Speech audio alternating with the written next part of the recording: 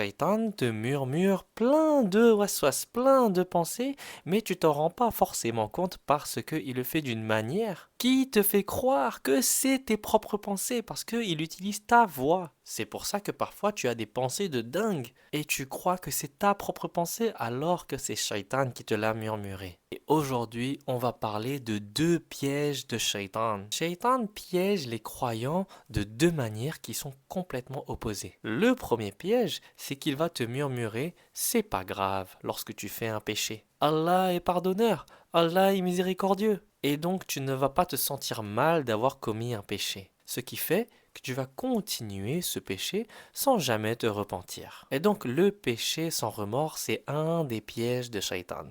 Le deuxième piège, c'est le désespoir. Shaitan va te murmurer des choses pour te faire croire que tu n'es pas sincère. Il va te murmurer en utilisant ta propre voix dans ta tête.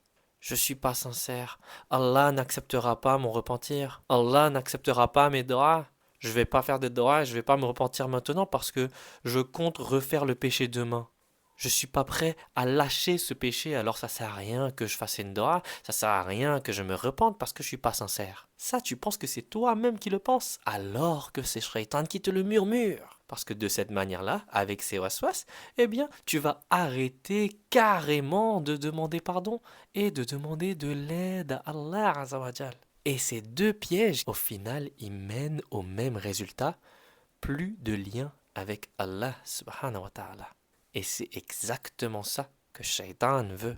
Et donc aujourd'hui, on va parler de l'illusion de la sincérité parfaite. Shaitan essaye de te convaincre que si tu n'arrêtes pas le péché immédiatement, définitivement, alors t'as pas le droit de faire la prière du repentir. Ça va servir à rien. T'as pas le droit de faire les droits, tu mérites pas de faire les droits. Ça, c'est ce que Shaitan te fait penser. Mais bien sûr, c'est un piège parce que en vérité, bien sûr que tu peux faire des droits, bien sûr que tu peux te repentir. Même si toi-même tu es certain que tu n'es pas prêt à arrêter le péché, même si toi-même tu es certain que tu n'y arrives pas, que tu n'arrives pas à arrêter ce péché-là, eh bien invoque quand même Allah Azawajal. Fais quand même dora. Demande à Allah de te pardonner, demande à Allah de t'aider. La sincérité, c'est pas un bouton où il y a écrit tout ou rien. La sincérité, c'est quelque chose qui se développe, ça peut grandir avec le temps, mais il faut faire des efforts, il faut faire des draps, il faut se repentir encore et essayer. Parce qu'à chaque fois que tu vas essayer,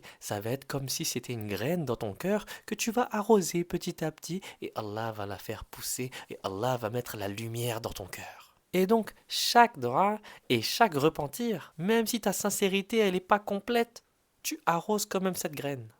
Tu le fais quand même. Peut-être qu'aujourd'hui tu regrettes ton péché à 10%. Et peut-être la semaine prochaine tu vas le regretter à 30%. Et un jour tu le regretteras à 100%.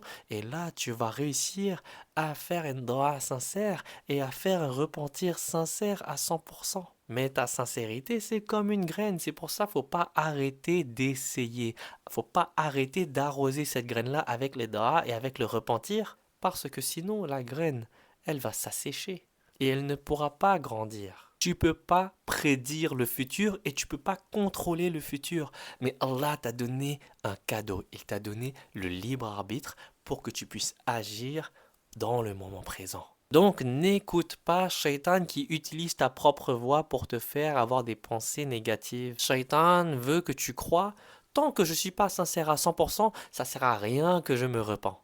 Shaitan veut aussi te faire croire, je ferai dua et prière du repentir plus tard, quand j'aurai arrêté, ou quand je serai prêt à arrêter. Mais plus tard, ça n'arrive jamais si tu fais pas d'efforts. On va prendre deux cas, deux personnes qui font exactement le même péché. Ils ont une addiction. Et cela pendant 5 ans. Ils font ce péché-là pendant 5 ans. Dans le cas numéro 1, tu auras une personne qui aura péché pendant 5 ans. Sauf que pendant ces 5 ans, à chaque fois qu'il est tombé, il a fait une dua. À chaque fois qu'il est tombé, il s'est repenti. Même si tu n'es pas sincère à 100%, c'est quand même écrit. C'est quand même écrit que tu as fait dua. C'est quand même écrit que tu t'es repenti. Tes efforts sont inscrits. Allah voit tous tes efforts. Dans le deuxième cas, la personne fait exactement les mêmes péchés pendant 5 ans, le même nombre de fois. Mais par contre, il n'a jamais fait l'effort de faire dua ou de se repentir à chaque fois qu'il est tombé dans le péché. Alors, dans son livre des comptes, il aura juste 5 ans de péché écrit et c'est tout. Pas 5 ans de repentir, pas 5 ans de demande d'aide à Allah. Alors, quel cas est le meilleur? Le premier cas de celui qui s'est repenti pendant 5 ans ou le deuxième cas de celui qui ne s'est pas repenti pendant 5 ans? Et oublie jamais que Allah est vraiment miséricordieux. Parce que déjà, il te garde en vie, il te permet de te réveiller et te donner une nouvelle chance pour te repentir, pour devenir meilleur, pour revenir vers lui, pour demander de l'aide à Allah. Et aussi, n'oublie pas que le prophète Mohammed sallallahu alayhi wa sallam a dit: l'ange de gauche lève son stylo pendant 6 heures lorsqu'un serviteur commet une faute. S'il regrette et demande pardon à Allah, il ne l'écrit pas. Mais s'il ne le fait pas, il l'écrit comme une seule mauvaise action.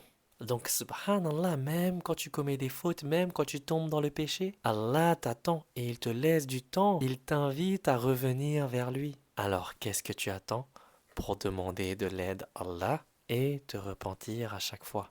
N'oublie pas qu'un péché est écrit comme une seule mauvaise action, alors qu'une bonne action est écrite comme au minimum 10 bonnes actions. C'est pour ça qu'Allah nous dit que sa miséricorde l'emporte sur sa colère.